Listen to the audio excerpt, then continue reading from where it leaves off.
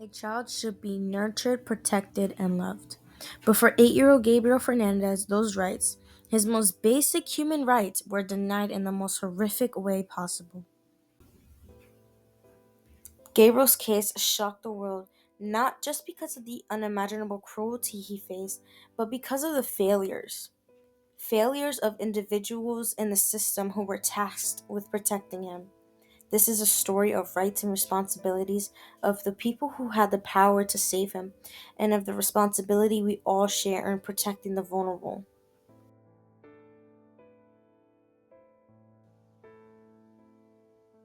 Every child has the right to safety, education, and a loving home. These rights are not just duties, they are legal protections designed to make sure no child will ever suffer neglect or abuse. Gabriel had the right to be protected and to be cared for, but instead he was treated with violence. His rights were stripped away one by one.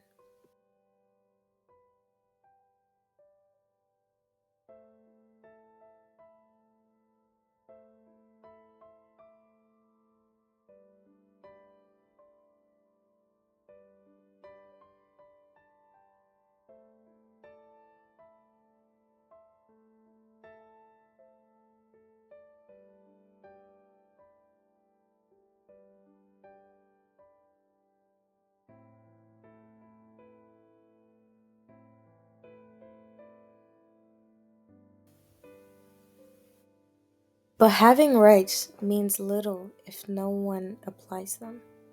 And that brings us to the responsibilities, those of caregivers, educators, social workers, and a society as a whole. A mother's responsibility is to protect her child. Instead, Pro Fernandez and Isario Aguirre inflicted unthinkable harm. They tortured Gabriel for months, and when he finally gave in to his injuries, they showed no remorse.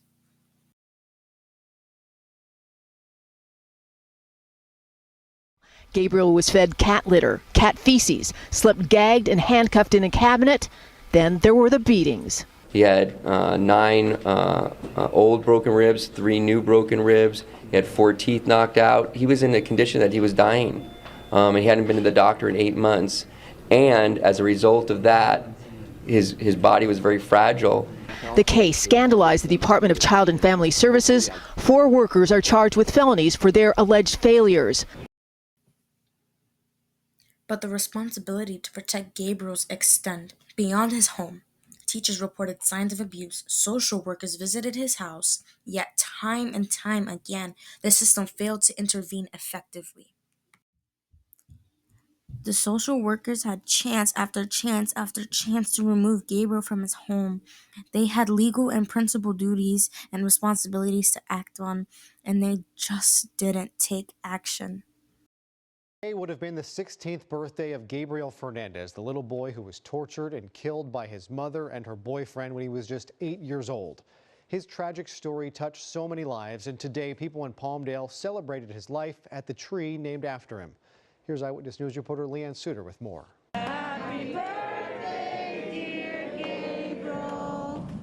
An emotional memorial for Gabriel Fernandez on what would have been his 16th birthday. We came here to celebrate Gabriel's life. So many people talk about Gabriel's death, but we really came here to celebrate Gabriel's life and just what Gabriel has done for everybody. I could say for me personally, he's made me a better prosecutor, a better father. The vivacious little boy, just 8 years old, when he was tortured to death by his mother and her boyfriend, who were both convicted for his murder. I know that his death was not in vain. His death has brought in all of us here together. Gabriel's family, prosecutors, detectives, even the paramedic who responded that fateful day, all gathering at Gabriel's tree outside his Palmdale apartment to remember an innocent life cut short. For us, it was a little bit closure to finally meet people that were there that night, that were able to try to save Gabriel. It was emotional. It's hard, but we thank them, and their job is a hard one to fathom, and I don't, we can never thank them enough for what they did. Gabriel's case igniting calls around the world for justice, especially within the Department of Children and Family Services, which had received numerous complaints about the ongoing abuse. His family and prosecutor on the case committed to keeping Gabriel's memory alive, a symbol of courage and change. So many people failed Gabriel, so many people, and we have to make sure that doesn't happen again. There is growing momentum for Gabriel's death, four social workers were charged with felony child abuse and falsifying public records. It was one of the first times that child protection officials faced criminal charges for their inaction. But were they the only ones responsible? What about the policies that left Gabriel vulnerable? What about the lack of awareness that allowed warning signs to be ignored?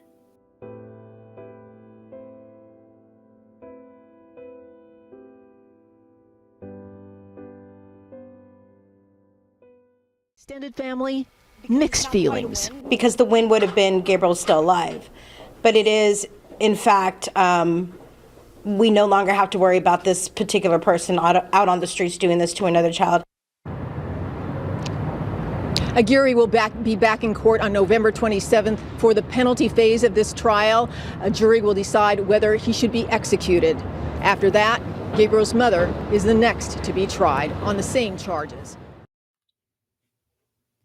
Protecting children isn't just a government responsibility. It's a collective responsibility. Parents, teachers, neighbors, friends, their guardians, even strangers. We all play a role in protecting the rights of the most vulnerable.